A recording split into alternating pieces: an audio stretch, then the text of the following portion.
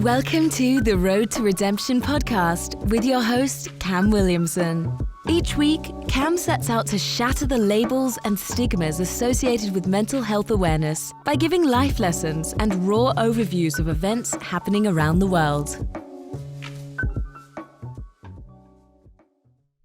What's going on, guys? Welcome back to this episode of the Road to Redemption podcast. I'm, as always, your grateful host, Cam Williamson. Great to be back with you. Today, we are going to talk about overcoming adversity in life. All right, fun fact about adversity, other than the fact that I don't think I know how to spell it, is it is absolutely the greatest teacher in life. Adversity causes us the most stress, the most pain, the most heartbreak, right? Adversity. Sometimes it's scary. We don't know what's going to happen. Sometimes we have a person, a thing, a situation that seems to be stacked up against us. That's really what adversity is, when we feel that a situation is bigger than us.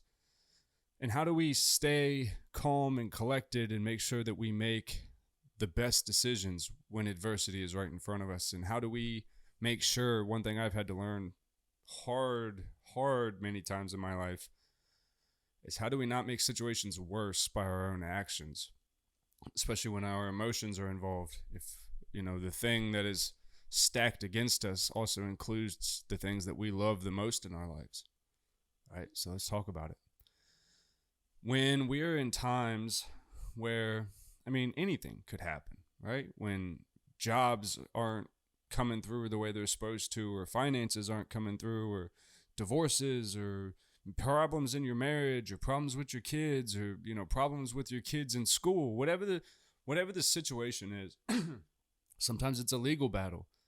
Maybe you got yourself in some trouble. Lord knows I've been there. And I can tell you, in whatever situation you find yourself in, I'll use my personal experience because it's my show, right? I will tell you about the time, because I was talking about it earlier, when I landed myself in jail for my third DUI, and for the first time in my life, the immense weight of exactly the word we're talking about, adversity. I knew that what I had done was wrong. I knew that for the first time I deserved to be where I was, but I could also look at everything around me and go, this is so terribly wrong. This is wrong. I'm not okay to settle like this. I have to get myself out of this situation. I cannot become this. This cannot become my life. So while you may not be, in jail for a DUI, but whatever, if your bills are piled up, if you got some scary thing standing right in front of you, and here's the thing with adversity. When adversity hits, it's also accompanied by a lot of negative voices, right? Sometimes when life is the hardest, that's when our biggest, monsters come out of the closet, and they really come at you, don't they? Doesn't it seem like that's kind of one of those things where once the day starts off bad, you're just going to run into the worst person you don't want to see, and then you have to deal with like all this stuff you don't, and it just seems to snowball like that sometimes in life.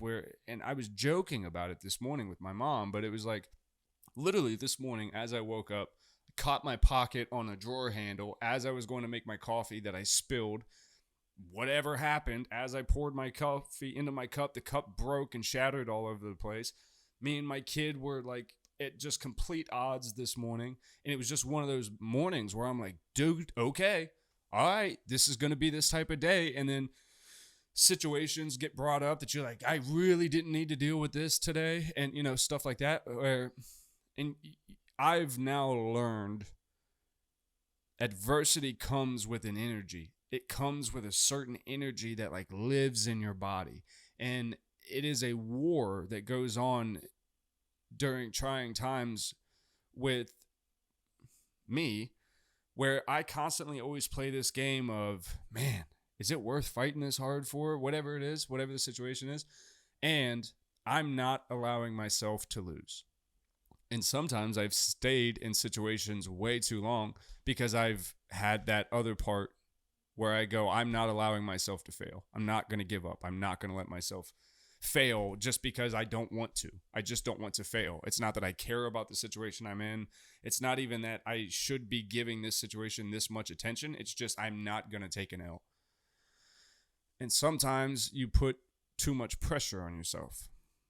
And that's one thing I can tell you is if you, when life is coming at you and people are coming at you and people are berating you, and I hope not a lot of you have to deal with this, but there will be people and times in your life that they literally try to tear your entire life apart, and they will make you out to be the worst person that they could possibly make you out of, even though they know that everything that they're saying and doing is completely out of context. And that's where, those monsters come in, and they try to bring you down when life is already trying to bring you down. How do you not let that voice seep in? Well, here's the thing that I've had to do many times in my life, and this is probably going to be the biggest change of tone that this show has ever taken. But you have to remember who you are, and you have to remember every single terrible situation that you've ever found yourself in. And if you're like me, you've probably found yourself in quite a few. And understand that no matter what anybody said about you, no matter what you thought about yourself, no matter what you had to do, if you're sitting here and you're able to watch this video, that means that you did whatever it took. You might have needed some help and you might have got some assistance along the way, but when life stacks up against us, we are so quick to forget how strong we actually are. And when you look at certain things, and when you can learn to see, I call it a wall of adversity now, because when things start to stack up and it just builds this wall where you literally just should stop. You shouldn't keep trying to move forward, because when life is showing you all these blocks, you should take that as some kind of, I don't want to call it a sign, but be like, okay, something is off. I don't know what it is, but something is very, very off. So let me just stop. And this is where I said probably the most valuable lesson that I've ever learned, which is don't make a situation worse. Okay? If you're like me, and when things start to go wrong, tend to get angry, tend to get all worked up, and then you look for situations to take your misplaced anger out on. And sometimes you can say things, you could do things, you could even, one problem I used to have a lot was impulse buying. When I would get, life was just coming at me and things were too much, it was just a thing where I would take a lap around my favorite store and I would buy another hoodie and be like, okay, well now I feel better. It's well, that's weird. That's a weird way to take all this energy and misplace it somewhere else onto another thing that has absolutely nothing to do with the situation at hand. And you're just completely avoiding it. When in reality, the best thing I've ever learned is when you face the wall of adversity, whatever your situation is, take that step back and go, wow. Okay, whatever this is, it is a lot. I'm allowed to admit that this is a lot. If it wasn't, I wouldn't be feeling this overwhelmed. It's a lot. I don't want to make it worse, right?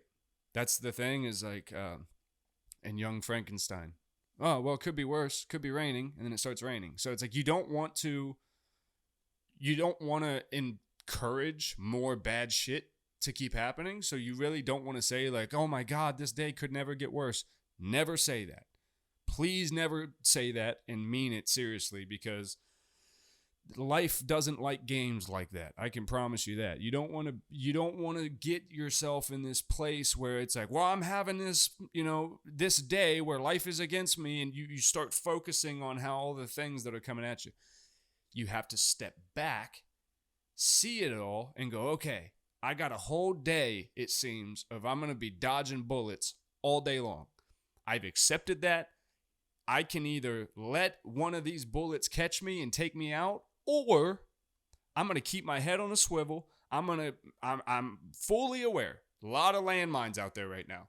It is my day to deal with the minefield. I got to go through it, and I'm either going to blow myself up or I'm going to make it through. It would behoove me to stay calm, keep my eyes kind of shifty, because we know there's a lot of stuff out there right now. Keep your eyes shifty. Watch for incoming threats. And anything that seems out of order, just let's not today. It's never a bad idea to just pull your whole energy back. If you can, work from home. If you don't have to go places, don't. If you don't have to associate with people that you don't have to be around, like immediate family, don't. Just don't add anything extra to your plate when you're already feeling like the world itself is against you. I'm here to hopefully, release the feeling that the world is out to get you. I don't think the world is out to get any of us. I truly don't believe that. I don't believe that we would be the 1 in 4 billionth of a chance or whatever it is that you exist as you on this earth, only for you to be born and life to be coming after you the entire time. I get how some people feel that way. I get how terrible things happen to great people, and it's like, why? Why me? And I don't have answers for that, because if I did, then I would be some kind of deity. I enjoy the fact that I don't have that immense pressure on me to have to know why terrible things happen and why things stack up against us at certain times, and it always seems to be at the time we don't need it the most. I don't have that answer for you. But what I do have is, when things are going wrong, doing things like lashing out at your family, drinking excessively, I would say really drinking at all. If things are really just going to shit and back and, you're like, I'm just going to have a drink and forget about this. I'm telling you right now, that's a slippery slope, my friend. And like, this is one thing I want to say. Watch your words, man. Watch what you say when times are hard. Because when times are hard, it's easy to forget how much people are truly there for you and how much support you may actually have. Sometimes you get so in your own head when you feel like life is coming at you in every single direction that it does get to feel very lonely. But when I say watch your words, I also want to emphasize this very much. Don't put too much emphasis on other people's words. Especially I've gone through divorce twice. I've dealt with custody battles and shit. I've dealt with a lot of stuff. I've dealt with legal battles and, my own personal stuff with, DUIs and all that. I'll tell you, nothing is ever made better by talking more. Nothing is ever made better by knowing that something is not true or that it's clearly a fabrication. There's nothing about seeing a situation, knowing and truly, and when I say knowing, I mean truly knowing inside that who you are, what you're working towards, and the things that you've done while human. We're human. We all make mistakes. We all struggle. No one should ever feel bad as a human being for struggling. Okay? I've said that to also say you have to be able to look at yourself in an unflattering light and go, I've made these mistakes in my life. These mistakes, when I made them, led me here. Coming here to where I am now, things have seemed to have gotten worse. And we should be doing that every single day. When you wake up, decide, was yesterday, did I get better or did I get worse? Did I make decisions that pushed me in the direction I want to go, or did I move farther away from where I ultimately want to be? Did I act within myself? Because here's the final thing, and this is purely an observation. This is not a supernatural thing of any kind. This is just an observation. When you get out of balance with yourself and you stop acting like yourself and you stop doing the things that you know you should be doing, and you stop, eating the right ways and going to bed when you're supposed to and reading the things you know you're supposed to be reading and just being consistent with the discipline of the life that you decide you want for yourself.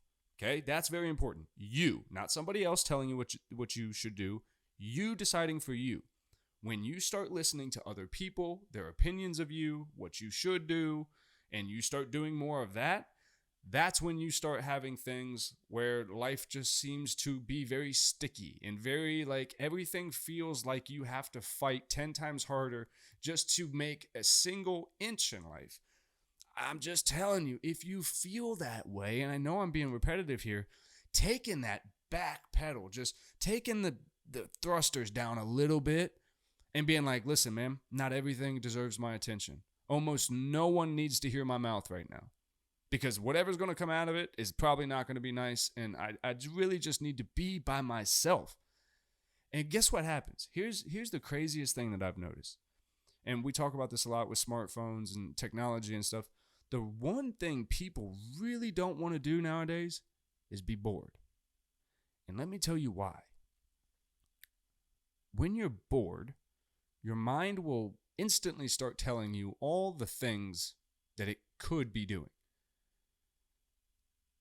If you're creative or if you're goal-oriented, or if you're just a person with a normal drive in your body, if there's things that are undone, or there's things that you know should be changed, or there's things in your life that just feel off, those are going to come to the surface. But those can't come to the surface when you're fucking scrolling, or you're just moving about doing random shit, going on, doing nothing, just so you don't have to think about the problem that's right in front of you.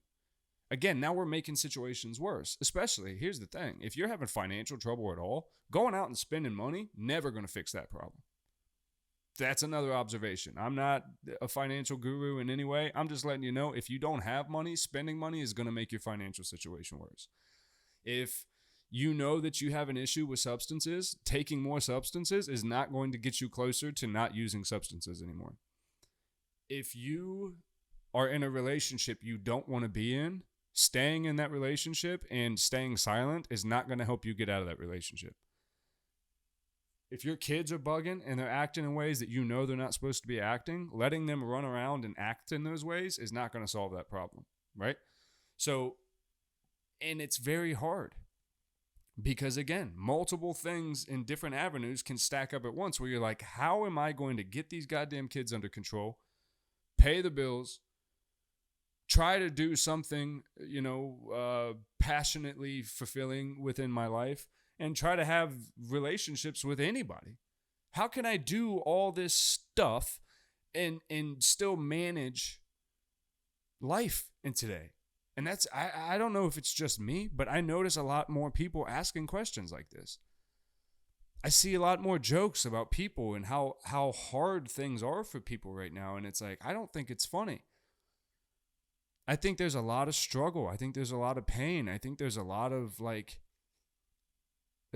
really damaging stuff going on right now in people's inner worlds. I'm not talking about politically. I'm not talking about whatever. Like, I get it.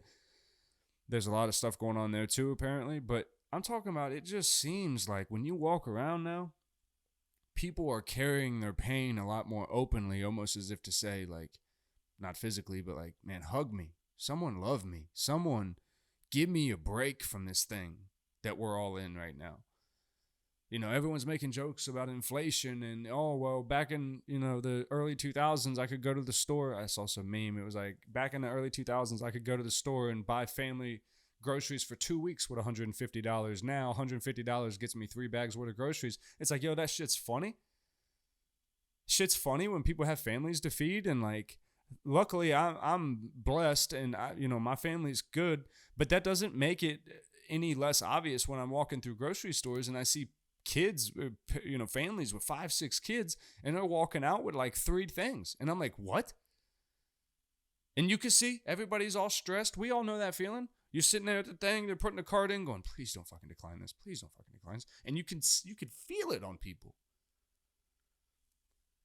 And like, all I've ever wanted to do is get myself to a position where if I ever see that person having that day, you could walk up and just be like, man, let me handle that. Let me get that for you for today, please. Because you know how many times I could have used that shit in my life?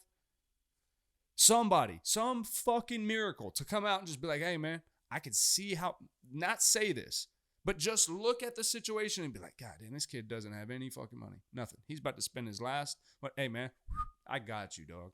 Don't even worry about that. Do you know what that could do for a person? And this is what I'll encourage you now so we can end on an upswing here. If you're not going through adversity right now and things are actually pretty good, this is where I'll say, man, find a place where maybe you could be a little charitable. I'm not saying go and donate actual money, or you don't have to go buy the person behind you coffee or whatever, but like, yo, if you see somebody that looks like they're having a down day, hey man, you all right? Block out 15 minutes to just talk to somebody. Or if you can, yeah, do it. Like, there's no better feeling in the world than when you see a family struggling, and you go, hey man, let me take care of that. That is my goal. I wish I could do that every single time I walked into a grocery store. Is tell them, hey man, if you see a family that's just struggling or their card gets declined, give this to them. Keep this for them. Because that should be our fucking sole mission here on this earth, is when other people struggle and we help. We've gotten so far away from that. We've gone in the opposite direction, where now it's, if you see someone, how can I fuck that person over, or how can I bring them down here so they could never possibly get to me? Man, we are so off. That's not the human condition. That's not what we're supposed to be. We're supposed to be in groups supporting each other.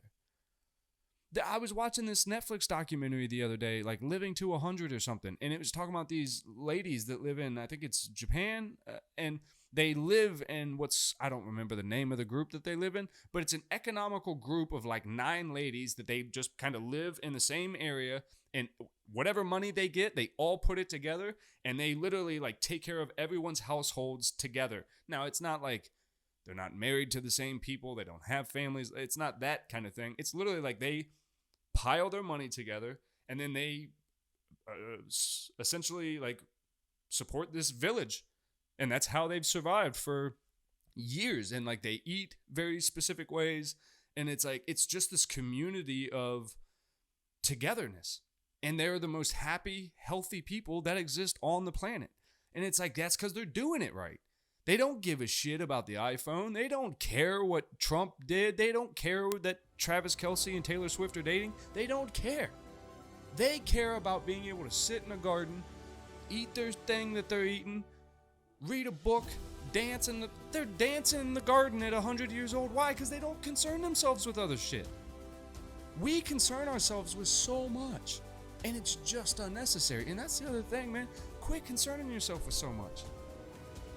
One of the greatest lessons I learned from Matthew McConaughey's book, Green Lights, is like, you have to assess, do I really care about that? He told the story about how he got his jeans pressed one time. His house cleaner had pressed his jeans. He was like, I didn't even know people could do that. Well, that's cool. And he's walking around all day and he's like, I hate this. I don't even like the way it looks. People are making fun of me. He's like, I just did this because I found out I could. Well, just because I can doesn't mean I want to. Do that in your life. Look at all the shit you're doing. How much of it do you want to do? I'm not saying that you don't have to do things you don't want to do. We all have to do shit we don't want to do. But I'm saying you don't have to do every single thing in your life that bums you the hell out. Go to a job you hate. Go back to a person that you can't stand to look at. Kids that drive you nuts. That's crazy to live that way. But people do it. And that's why I have a show. If you guys like this show, give it a thumbs up so that way YouTube knows you like it. Subscribe. And I will catch you guys in the next one. Love you.